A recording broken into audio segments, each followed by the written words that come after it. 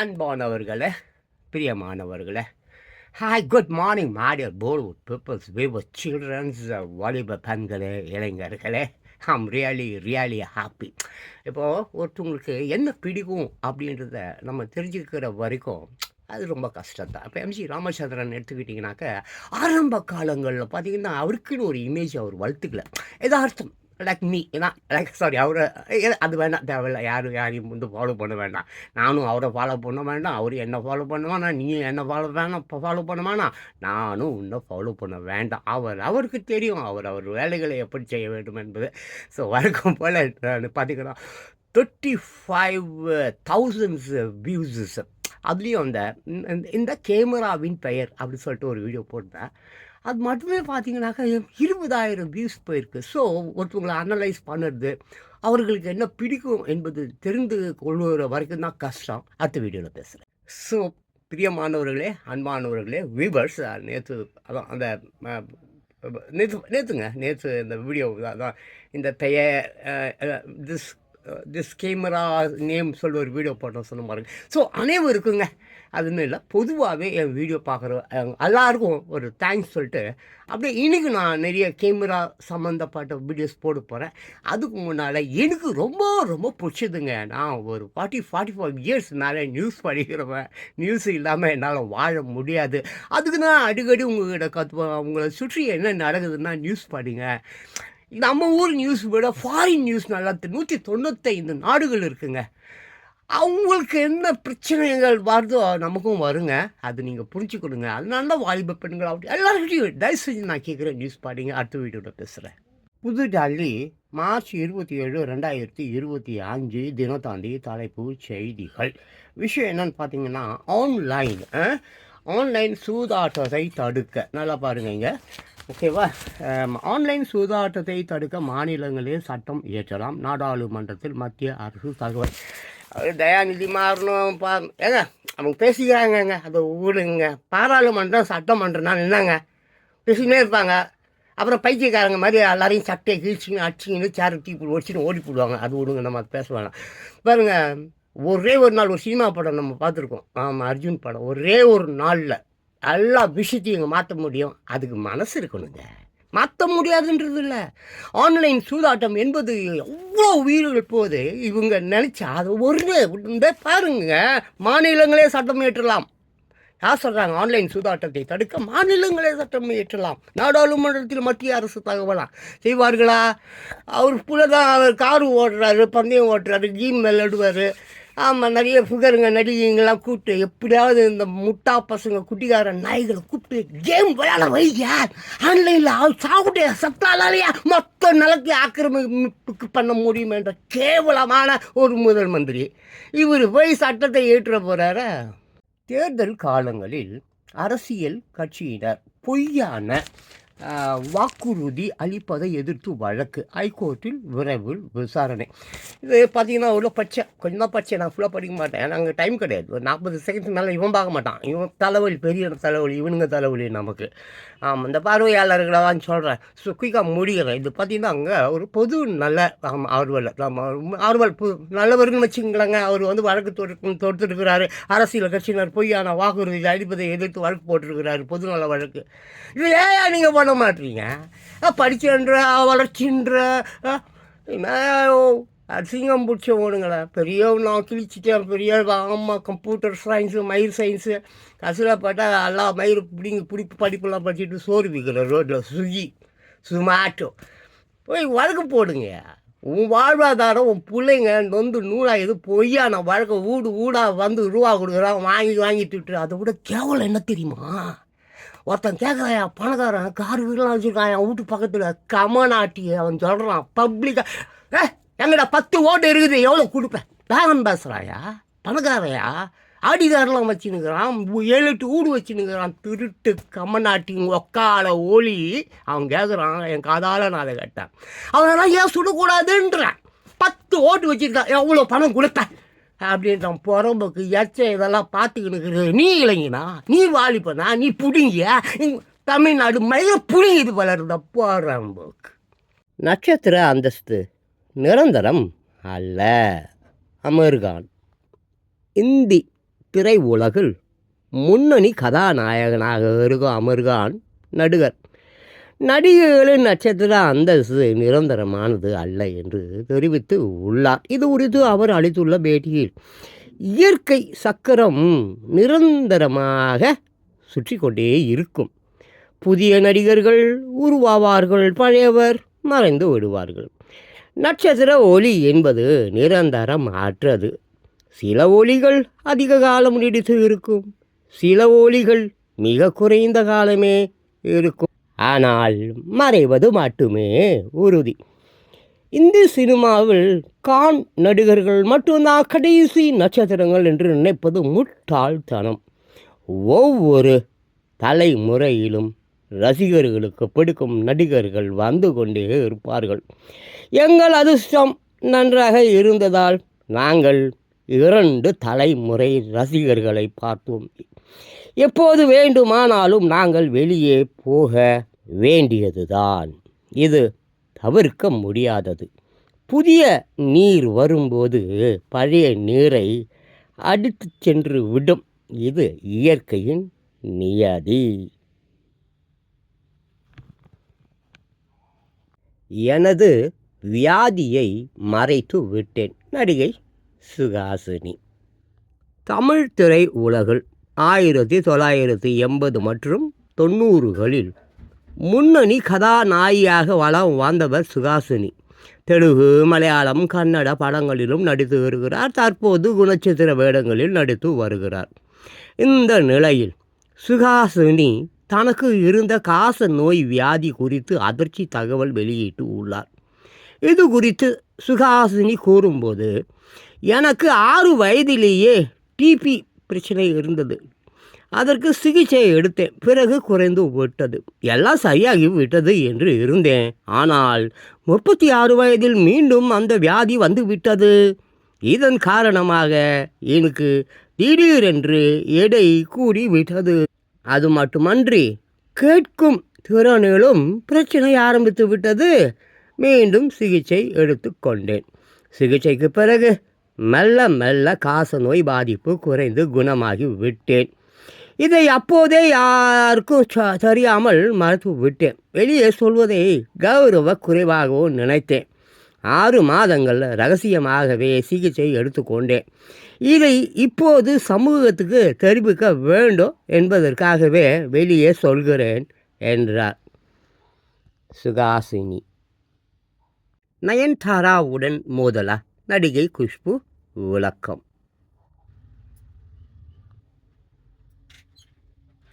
நயன்தாரா மூக்குத்தி அம்மன் 2ஆம் பாகத்தில் நடித்து வருகிறார். சுந்தர் சி இயக்குகிறார்.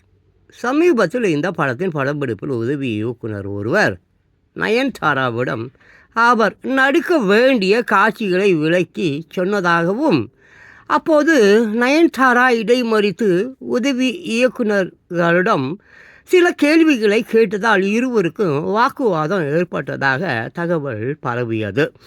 இந்த மோதலை தொடர்ந்து படப்பிடிப்பு நிறுத்தப்பட்டதாகவும், நயன்தாராவுக்கு பதில் தமன்னாவை நடிக்க வைக்க யோசனை நடப்பதாகவும் பேசப்பட்டது. இதற்கு படத்தின் தயாரிப்பாளர்களில் ஒருவரான குஷ்பு விளக்கம் அளித்து உள்ளார். இது குறித்து சமூக வலைதளத்தில் குஷ்பு வெளியிட்ட அறிக்கையில், சுந்தர் சியின் நலம் விரும்பிகளுக்கு தெரிவிப்பது, மூக்குத்தி அம்மன் 2 படம் குறித்து தேவையற்ற வதந்திகள் பரவி வருகின்றன. அது உண்மை அல்ல. படப்பிடிப்பு திட்டமிட்டபடி சுமூகமாக நடந்து வருகிறது. சுந்தர் சி எப்படிப்பட்டவர் என்பது அனைவருக்கும் தெரியும். நயன்தாரா திறமையான நடிகை. அதை அவரே நிரூபித்து இருக்கிறார். நயன்தாரா கடந்த காலத்தில் நடித்த ஒரு கதாபாத்திரத்தில் மீண்டும் நடித்து வருகிறார். தற்போது பரவும் வதந்திகள் திருஷ்டி எடுத்த மாதிரி. நடப்பதெல்லாம் நல்லதுக்கே. உங்களின் ஆசீர்வாதம், அன்பை நம்புகிறோம். அடுத்த வெற்றி படத்துக்கு காத்திருங்கள் என்று கூறியுள்ளார். பிரியமானவர்களே, இப்போ ஜஸ்ட் ஒரு 3 ஷார்ட்ஸ்க்கு முன்னால், இப்போ இந்த வீடியோவுக்கு முன்னால் ஒரு 3 ஷார்ட்ஸ் பார்த்திங்கன்னா, அவர் அமீர் கான் அப்புறம் ஷிஹாசினி அண்டு குஷ்பு அண்டு நயன்தாரா அப்புறம் தமனா. ஸோ இந்த மாதிரி ஒரு விஷயம் பார்த்தோம். அதில் பார்த்தீங்கன்னா மனதார மனம் விட்டு சில விஷயத்தை அவங்க சொல்லியிருக்காங்க. அதை பற்றி நான் சொல்ல வரல. நான் என்ன சொல்ல வரேன்னா, தயவு செஞ்சு ஆமாம், இந்த வெளிநாடுகள், வெளியூர், அந்த ஊர், இந்த ஊர் சொல்லி நடிப்பதற்காக யாரும் இங்கே வராதீங்க. சினிமாவை ஆமாம் பார்த்தீங்களா, யாரும் நிரந்தர நட்சத்திரம் இல்லைன்னு பாவம் அவரே சொல்கிறாரு. அவருக்கு என்ன பாவம்? இங்கே பாருங்க, நான் சொல்கிறேங்க, இங்கே இருக்கிற எல்லா ப்ரொடியூசரும் திருப்பதியில் பிச்சை தின்னுக்கிறான். எல்லா நடிகரும் நடிகைகளும் இங்கே அக்கம் பக்கத்தில் இருக்கிற அந்த பஃப்பு அப்புறம் கப்பு அடிச்சு போய் தான் கெடுக்கிறாங்க. தயவு செஞ்சு நல்ல குடும்பத்தில் பிறந்தவர்கள் தயவு செஞ்சு நல்லா படிங்க, வக்கீலுக்கு படிங்க, டாக்டருக்கு படிங்க, ஏழை மக்களுக்கு உதவுற மாதிரி நன்மைகள் செய்கிற மாதிரி நிறைய படித்து சேவைகள் செய்யுங்க. உங்கள் கண்ணுக்கு முன்னால் நடக்கக்கூடிய அக்கிரமங்களை அழிக்கக்கூடியவர்களாக இருங்க. சினிமா மாதிரி ஒரு கேவலமான துறை உள்ளார வராதிங்க. தேங்க்யூ. கமெண்ட் பாக்ஸில் வந்து நிறைய வியூவர்ஸ் வந்து கேட்டிருந்தாங்க, கேமரா பற்றி அறிந்து கொள்வதில் ஆர்வம் இருப்பதாக கேட்டிருந்தாங்க. அவங்களுக்காக ஒரு 4-5 வீடியோ போடுறேன். மேற்படி உங்களுக்கு நிறைய விஷயங்கள் தேவைப்பட்ட கேள்விகளாக கேளுங்க, நான் சொல்கிறேன். இது பற்றி நான் உங்களுக்கு சொல்கிறேன். இப்போ பார்த்தீங்கன்னு சொன்னீங்கன்னாக்கா, ஃபோட்டோகிராஃபி புகைப்படம் எடுத்தல் ஃபஸ்ட்டு வந்து ஆட்டோ ஃபோக்கஸ். இந்த ஆட்டோ ஃபோக்கஸ் வந்து நீங்கள் வந்து கண்டிப்பாக அவாய்ட் பண்ணணும். மேனுவலாக தான் ஃபோட்டோ எடுக்கணும். அதை பற்றிலாம் இப்போ பார்க்கலாம். அப்புறம் வந்து எக்ஸ்போஷுவர்னால் பார்த்தீங்கன்னா மெயின் லைட்ஸ் பற்றி நீங்கள் அறிஞ்சிக்கணும். கண்டிப்பாக லைட்ஸ் பற்றி அறிஞ்சிக்கணும். அடுத்தது வந்து அந்த எக்ஸ்போஷுவர் மீட்டர், அதாவது லைட்ஸ் எங்கே இருக்குது, எவ்வளோ டிஸ்டன்ஸில் அந்த ஆர்டிகல் இருக்குது, but object what is it, அது அந்த அந்த இது எங்கே இருக்குது. ஐயோ பெருசாக போச்சுங்க அதுக்குள்ளே. அப்புறம் வந்து ட்ரைபாடு, மெயினாக கேமரா ஸ்டாண்டு அடுத்த வீடியோவில் பேசுகிறேன். Okay, camera lovers, this is DSLR. ஆமாம், DXD7200 நிக்கான். ஓகே, ஸோ இப்போ பார்த்தீங்கன்னாக்கா இதோ இல்லோக்கியா இங்கே வந்து இருக்குது ஆன் ஆஃப். இதோ இருக்கா தெரியுதா, ஆன் ஆஃப். இப்போ நம்ம கேமரா ஆன் பண்ணிட்டா இது ஷட்டர் பட்டன். ஓகே, இப்போ பார்த்தீங்க சொன்னால் நம்ம ஃப்ளாஷ் பற்றி தான் பார்க்க போகிறோம். இன்னும் இதில் ஆட்டோமேட்டிக் டே டைம்னாக்க ஃப்ளாஷ் வந்து பெருசாக தேவைப்பட்டால் அது எடுத்துக்கும். இப்படிலாம் ராத்திரி கண்டிப்பாக ஃப்ளாஷ் நிச்சயமாக வேணும். அப்போது ஷட்டர் பர்டன் வந்து நம்ம ஒரு ஃபோட்டோ எடுக்க போகிறோம், நல்லா ஃபோக்கஸ் பண்ணிட்டு பிளர் இல்லையா பார்த்துட்டு, அப்படியே ஒரு பெண்ணுடைய இடுப்பு எப்படி இருக்குது, அந்த இடுப்பு ஒரு விரல்களால் எப்படி மெதுவாக நம்ம பண்ணுவோம். ஒரு புண்ணு இருக்குது, அந்த புண்ணில் மயில் இறகால அப்படியே வந்து மருந்து போட்டால் எப்படி இருக்கும், அப்படி தான் இந்த ஷட்டர் பட்டனை அப்படி நல்லா ஃபோக்கஸ் பண்ணிட்டு பண்ணேன். ஆமாம், இந்த மாதிரி ஆன் பண்ணேன். இப்போ ஆன் பண்ணிவிட்டு பாருங்கள், just wow, that's all. Okay, close பண்ணிட்டு இப்போ ஆஃப் பண்ணிவிடுவோம். அண்ட் அடுத்த வீடியோவில் ஹாய், திஸ் இஸ் ஃப்ளாஷ். இது எப்படி இப்போ ஃபிக்ஸ் பண்ணுறது பார்க்கலாம். திஸ் இஸ் ரொட்டேட்டபிள்ஸ் நல்லா பண்ணலாம். ஸோ இது மாதிரி நேராக வச்சு மேலே லைட் காட்டிட்டு ஃபோட்டோகிராஃப் எடுக்கும்போது ரொம்ப நல்லாயிருக்கும், ஷேடு வராது. தென் ஆஃப்டர்வர்ஸ் பார்த்தீங்கன்னா இது பேட்ரி, பேட்ரி போடுற இடம். ஓகேவா, 4 பேட்ரி போடலாம். தென் இங்கே இந்த மெனு இருக்குது. இங்கே பார்த்தீங்கன்னாக்கா you can see all this. இந்த மெனு நல்லாயிருக்கு. இப்போ பேட்ரி இல்லை, ஸோ வந்து இது பண்ண முடியாது. தென் இது பார்த்தீங்கன்னா கீழே பாருங்கள், ஒரு ஸ்க்ரால் இருக்கா, இது வந்து நல்லா மேலே ஓப்பன் பண்ணிவிட்டு நான் நீங்கள் என்ன பண்ணணும், கேமரா எடுத்துகிட்டு அது வந்துட்டு அப்படி அங்கே நல்லா கொஞ்சம் அப்போ பண்ணணும். அதை வெயிட் அதை பார்த்தீங்களா, ஈஸியாக போயிடுச்சா. அப்படியே விட்டுறக்கூடாது. அதான் அந்த பார்த்தீங்களா, இங்கே பார்த்தீங்களா, அப்படியே விட்டுறக்கூடாது. பாருங்கள், இங்கே இந்த இது வந்து வச்சு என்ன பண்ணணும், டைட் பண்ணணும். நான் ஒழுங்காக ஃபிக்ஸ் பண்ணல. ஓகே, ஷார்ட் பீஸ் ஆகுது. அப்புறம் அந்த ஈவெண்ட்ஸ் போகிறீங்களே, அதாங்க wedding. Nowadays is marriage are made in the street corners. ஓகேவா, நான் ஒரு கல்யாணத்துக்கு போயிருந்தேன் எப்போ ஒரு 10 வருஷம் முன்னால். அப்போது வந்து இந்த அரிசி, இந்த பாகரிசி போடுவான் பார்த்தியா, கல்யாணம் நேரம் போயிடுச்சு, நல்ல நேரம் போதுன்னு பாருங்க அந்த பூசாரியாக அவனும் ஒருத்துவேன். அப்போது வந்து நான் அப்போ கொஞ்சம் தண்ணி போட்டிருந்தேன். அப்போ வந்து அம்மா ஃபோட்டோகிராஃபர் ஒவ்வொருத்தர். அப்போ வந்து தாலி கட்டுற நேரம் போடுக்குது, ஃபோட்டோகிராஃபர் ஃபோட்டோ எழுதியா அப்படின்னா அந்த ஐயர் எனக்கு நான் காண்டு தண்ணி வச்சுருந்தேன். என்ன ஐயரை, ஆமாம், இப்போ புதுசாக அந்த பொண்ணுக்கும் அந்த மாப்பிள்ளைக்கும் வந்து டிஎன்ஏ டெஸ்ட் எடுத்தாச்சா அப்படின்னா, டிஎன்ஏ டெஸ்ட், ஆனால் கருப்பு இருக்கா கருப்பு இல்லையா தெரிஞ்சுக்க வேணாம்மா, தண்ணி போட்டுருந்தாலும் படாடுன்னு ஒருத்தன் வச்சுட்டாங்க என்ன.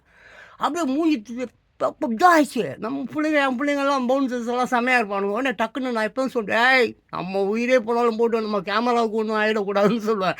ஏன்னா அந்த வாக்கு அரிசி இருக்குது பார்த்தியா, அதெல்லாம் லென்ஸில் அடிச்சிடுவானுங்க. அதில் அரிசி மஞ்சள் கிஞ்சள் மயிறு லென்ஸில் அடிப்பானுங்க. லென்ஸ் ஒழிஞ்சு போயிடும். அப்போது என் பிள்ளைங்க பிளான்னு வச்சுக்கலாம், யாருன்னே தெரியல, பொண்ணு விட்டாரா என்னன்னு தெரியல. அப்புறம் பெரிய சண்டை வந்து அதுக்கப்புறம் நாங்கள் போயிட்டோம். அடுத்த வீடியோவில் சொல்கிறேன். So my dear beautiful DSLR camera lovers, இந்த டிஸ்டன்ஸ் ரொம்ப முக்கியம். ஃபார் எக்ஸாம்பிள், இப்போ ஒரு இமேஜ் நீங்கள் எடுக்க போகிறீங்கன்னு சொன்னாங்க, அதோடைய டிஸ்டன்ஸ்னா, லைட்ஸ்லாம் இருக்குது, டே டைமா பகல் டைமா, அது மாதிரி மத்தியானம் வெளியிலலாம் ஃபோட்டோஸ் எடுத்தால் நல்லா வராது. ஸோ வந்து அது வந்து ஏங்க நான் ஒன்று ஒரு விஷயம் சொல்கிறேன், உங்கள் கேமரா பார்த்தீங்களா, தயவு செஞ்சு இது வேறு ஒருத்தவங்க கையில் கொடுக்காதீங்க. இந்த பட்டிக்காடா முட்டாய் காடை பார்த்தான்னு சொல்லுவாங்க, பார்த்துருக்கீங்களா?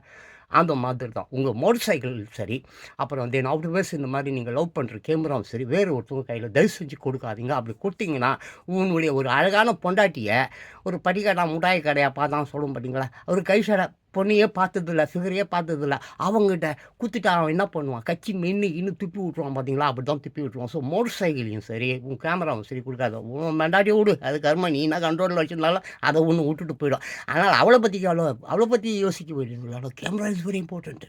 மோட்டர் சைக்கிளையும் சரி, உன் கார், அந்த மாதிரி விஷயத்தை எவனுக்குமே கொடுக்காத. அப்படி அவன் கையாண்டுட்டானா அவன் கழுத்து வெட்டி போட்டுரு.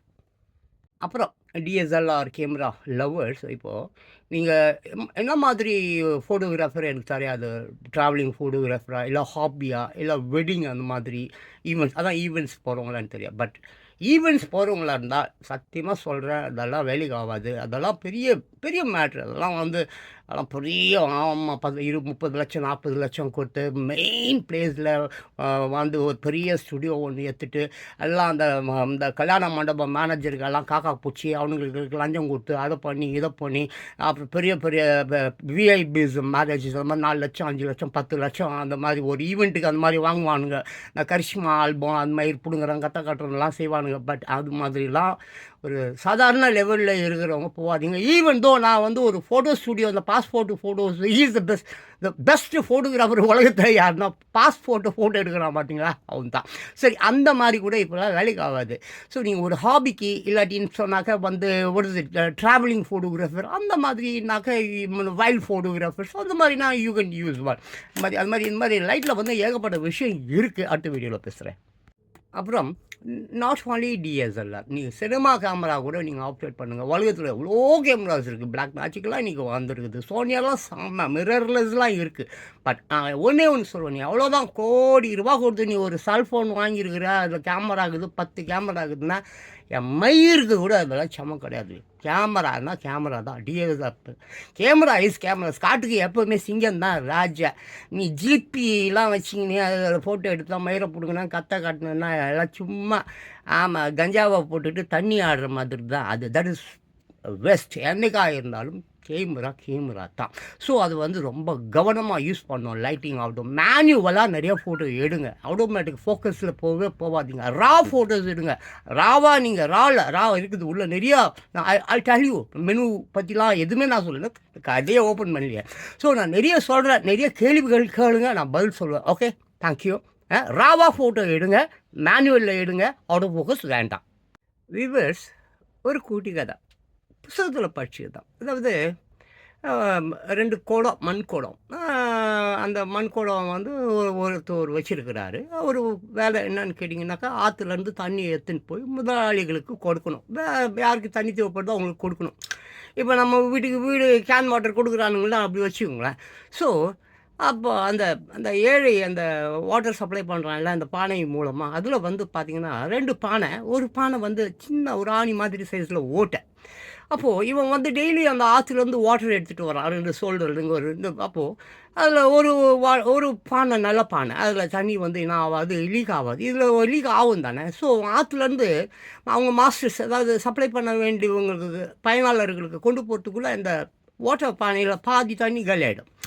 இந்த ஃபுல் பானை வந்து அது அப்படியே தான் இருக்கும். ஸோ இப்படி இருக்காது, ஒரு 2 வருஷம் 3 வருஷம் அப்படி ஓடுது, காலம் ஓடிக்கிட்டே இருக்குது. அப்போ வந்து இந்த பானை இருக்குது பார்த்தியா, அந்த ஓட்ட பானை, அது யோசிக்குது, ஐயோ இந்த பாவம் இந்த மனுஷன் இவருக்கு நம்மளால் வந்து முழுசாக ஒர்க் பண்ண முடியலையே, நம்ம ஓட்டையாக இருக்கிறதுனால பாதி தண்ணி வேஸ்ட்டாக போயிடுதே அப்படி சொல்லிட்டு ஃபீலிங்காக இருக்குது. அப்போது ஒரு நாள் என்ன ஆகுது, ராத்திரி தூங்கிக்கிட்டு இருக்கும்போது அவன் தூங்கிக்கிட்டு இருக்கும்போது இந்த ஓட்டப்பானை இருக்குதுல்ல, இது வந்து போயிடணும் வேணாம், இந்த பாவம் அவனை நம்ம துன்பப்படுத்த வேணாம்னு சொல்லிட்டு நம்ம போயிடலாம்னு சொல்லிட்டு அது என்ன பண்ணுது, வீட்டை விட்டு போகிறதுக்கு பார்க்குது. அப்போ மற்ற பானை இன்னொரு பானை ஒன்று பேசுது. ஏய் எங்கே போகிற அப்படி சொல்லி கேட்குது. இல்லை எனக்கு பாவம் அவர் ரொம்ப கஷ்டப்படுறாரு, பாதி தண்ணி ரோட்லேயே போயிட்டு சிந்திடுது, நான் அவருக்கு சொல்ல கொடுக்க விரும்பல, நான் கிளம்புறேன் அப்படின்னு. ஸ்டூபிட், இப்போது நான் ஃபுல் பானையாக தனியாக இருக்கேன், ஃபுல் பானை, நான் வந்து ஓட்ட கிடையாது, ஆனால் ஐ எம் ஃபுல்ஃபில். ஆனால் நீ வந்து பார்த்தீங்கன்னா ஓட்ட ஜஸ்ட் திங்க் நம்ம ஒரு விஷயம் நீ யோசிச்சுப்பார். ஆற்றுலேருந்து நீ நம்ம பயனாளர்களுக்கு அந்த போகிற அந்த கேப்பில் இன் பிட்வீன் வாயில் அந்த இடத்துல சிந்துது பார்த்தியா உன்னுடைய வாட்டர், அந்த வாட்டர்லாம் பார்த்தியா, அந்த எங்கெல்லாம் அந்த தண்ணி சிந்துச்சோ அங்கெல்லாம் அந்த பூக்கள் செடிகள் இருந்தது பார்த்தியா, அங்கெல்லாம் நீ தண்ணி ஊற்றியிருக்க. உன்னுடைய தண்ணி அந்த செடிகள் மேலே பட்டு அந்த செடிகளில் பூக்கள் அற்புதமான பூக்கள் பூத்து இருக்கிறது, நீ அதற்கு தண்ணி ஊற்றி இருக்கிற. So you are beautiful. நீ போய் இதுக்கெல்லாம் வரலாமா? சரி, நான் யாருக்குமே யூஸ் இல்லை, சும்மா அந்த பயனாளருக்கு மட்டும்தான் யூஸ். பட் நீ எவ்வளோ பேருக்கு யூஸ். அதனால் ஒரு விஷயம் நல்லா தெரிஞ்சுக்கங்க, இங்கே யாருமே யூஸ் இல்லை அப்படின்னு சொல்கிறது இல்லை. அது ஓட்டையோ உடைச்சலோ எதுவோ எல்லோருமே. ஆமாம், அது சிறு துரும்பும் பல்லு குத்த உதவும் சொல்லுவாங்க. ஆமாம், நல்லா காற்றடிச்சா குப்பையில் கிடக்கிற பேப்பர் இருக்குதுல்ல, அது கூட வேகமாக கோபுர உச்சிக்கு போயிடும் சொல்லுவாங்க. ஸோ மை டியர் போலபிள் வியூவர்ஸ், இங்கே யாருமே வந்து என்னது வர்த்லெஸ் கிடையாது, அதாவது வர்த்து இல்லாதவங்கள் அல்ல, எல்லோருமே வர்த்து தான். அதை நீங்கள் உணர வேண்டும், அதை நீங்கள் புரிந்து கொள்ள வேண்டும். அப்படி பார்த்தா என் இளைஞர்களும் வாலிப பெண்களும் 8 வயதுக்கு கீழே இருக்கக்கூடிய அற்புதமான சில்ட்ரன்ஸ் எப்பேற்பட்டவர்கள் என்பதை நீங்கள் உணர வேண்டும். உங்கள் வாக்கு உரிமை, உங்கள் வாக்குப்பெட்டி அது என்ன ஆகுது பார்த்தீங்களா?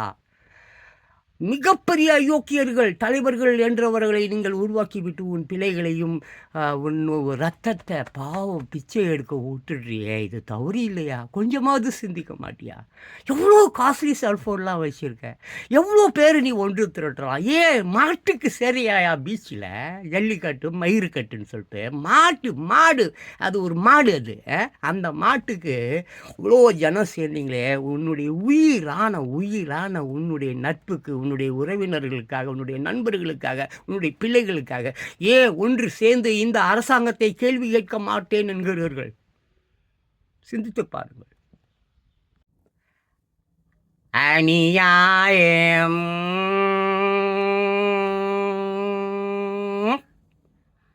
இந்த ஆட்சியிலே இது அநியாயம்.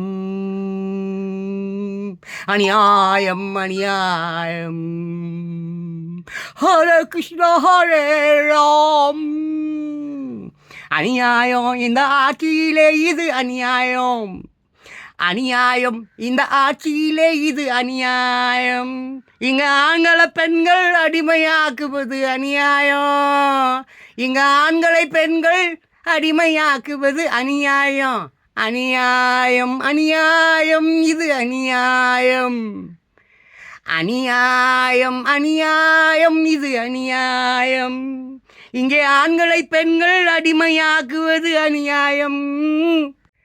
கனிவாக பேசும் பெண்கள்